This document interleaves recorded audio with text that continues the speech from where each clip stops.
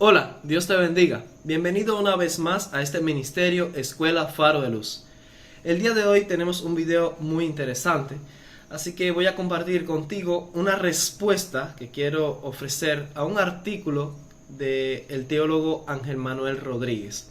Recientemente un amigo me compartió un ejemplar de la revista Mundo Adventista, que lleva el título Una lectura fiel de las Escrituras. En la página 26 aparece un artículo del teólogo Ángel Manuel Rodríguez.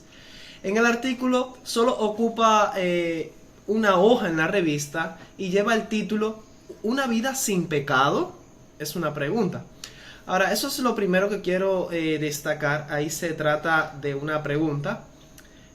Así que lo que se trata de resolver aquí es la cuestión de si es posible o no vivir una vida sin pecado. De eso trata el artículo. Algo que deberíamos tener resuelto ya hace más de 2000 años, desde que Cristo vivió en la tierra una vida sin pecado en carne pecaminosa, pero todavía parece que algunos de nuestros hermanos, incluso teólogos, tienen dudas. La cuestión es la siguiente. Está enseñando Primera de Juan 3:9 que antes de la segunda venida alcanzaremos la condición espiritual de una perfección libre de la posibilidad de pecar. Esa es la pregunta temática del artículo.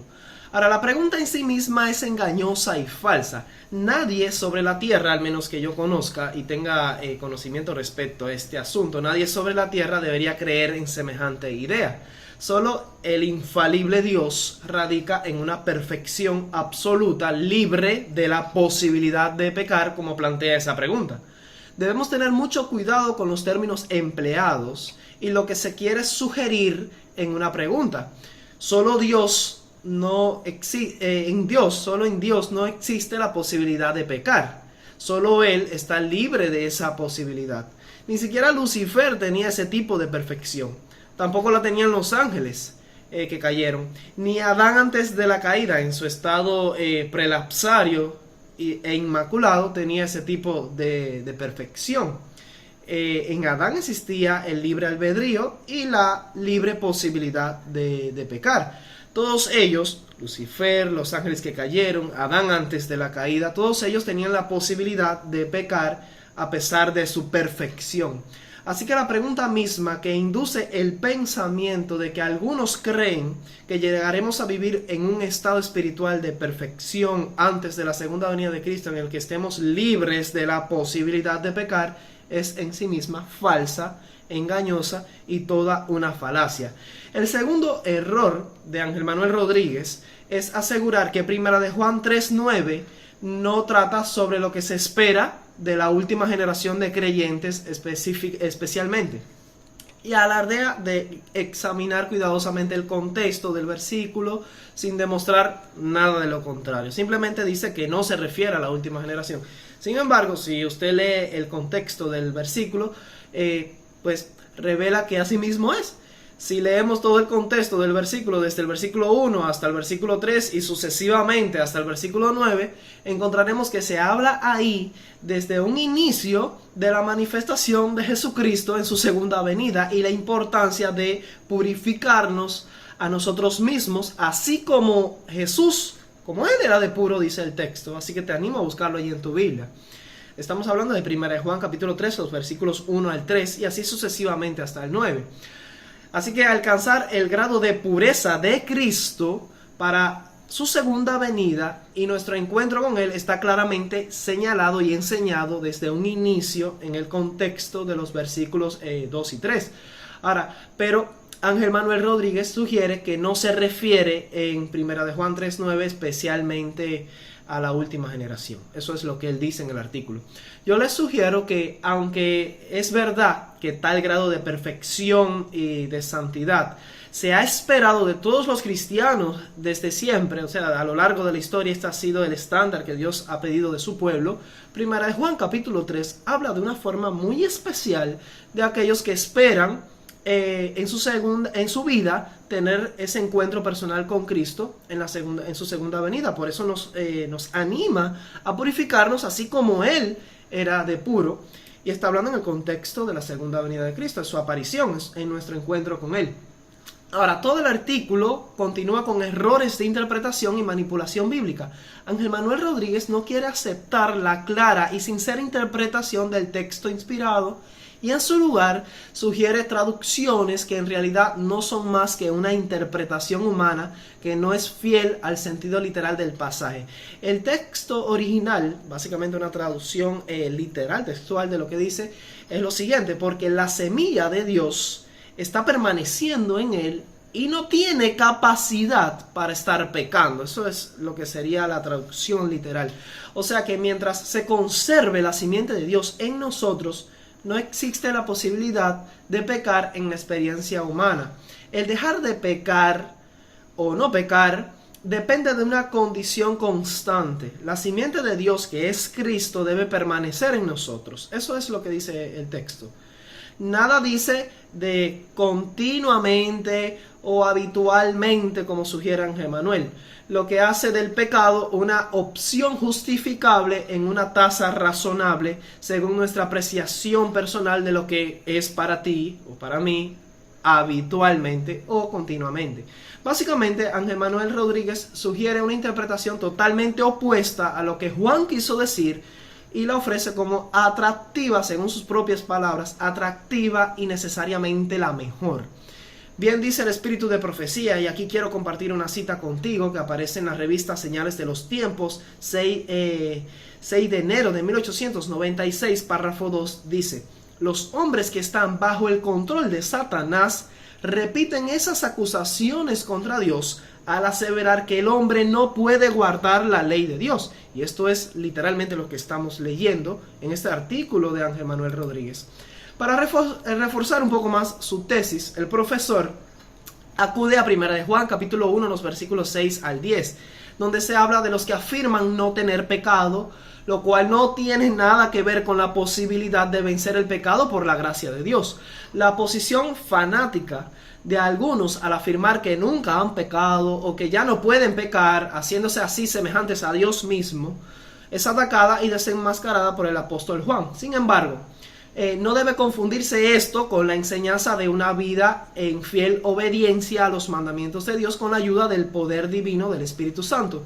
Los que creemos en la teología de la última generación no enseñamos que debemos declarar o andar diciendo por ahí que no tenemos pecado, que nunca hemos pecado o que ya no podemos pecar más, ya no podemos pecar. Eso es un error y la teología de la última generación no enseña tal cosa.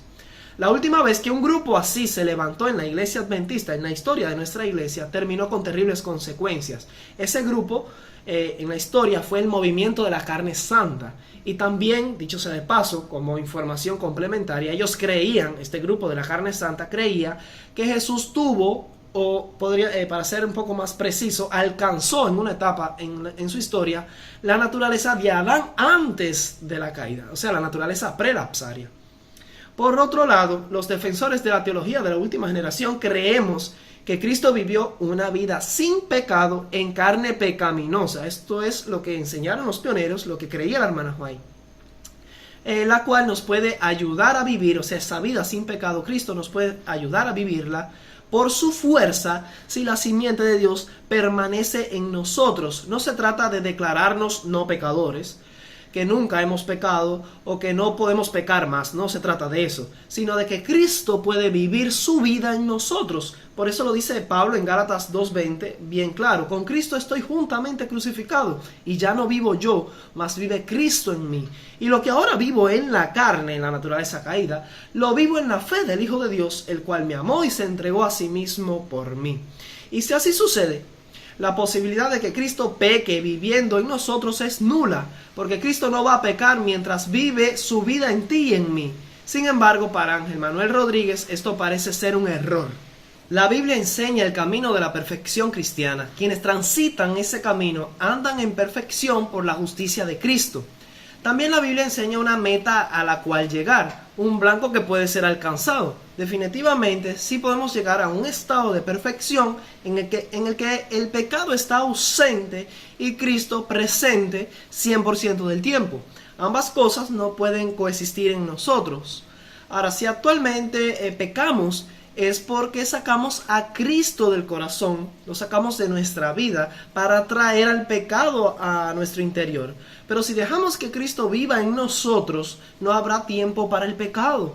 Eso es precisamente lo que quiso decir Juan allí en su carta, y eso fue precisamente lo que pasó con Cristo hace 2000 años.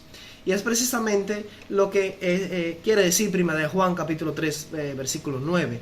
Ahora, para mí lo más preocupante del artículo de Ángel Manuel Rodríguez es que echa por tierra la teología adventista, denigrando la doctrina del santuario, la purificación del mismo y el cierre del tiempo de gracia. Hace del perdón de Cristo algo constante y completamente necesario hasta el mismo fin. Claro que si estaremos pecando hasta la segunda venida de Cristo, como consecuencia necesitaremos estar siendo perdonados hasta ese mismo día en el que mágicamente Dios pulsará un botón y dejaremos de pecar para irnos al cielo.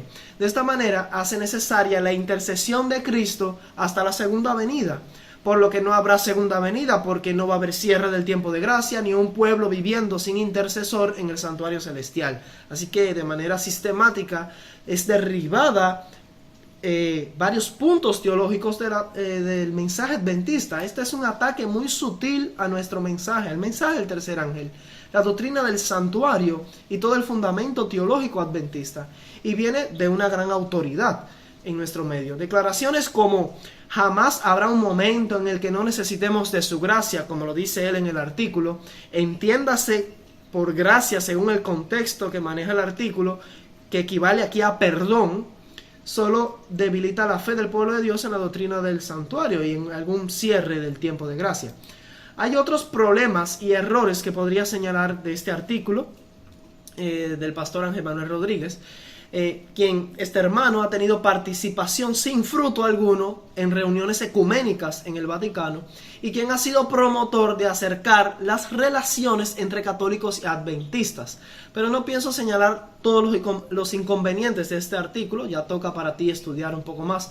Espero de corazón sincero que esta corta protesta, por así decirlo, tenga sus frutos y que el verdadero evangelio sea ensalzado. Les dejo una cita del Espíritu de Profecía para terminar, que aparece en el Conflicto de los Siglos, página 421, párrafo 1, que es por demás muy clara. Dice: los que vivan en la tierra cuando cese la intercesión de Cristo en el santuario celestial deberán estar firmes ante la mirada atenta de un Dios santo sin un mediador.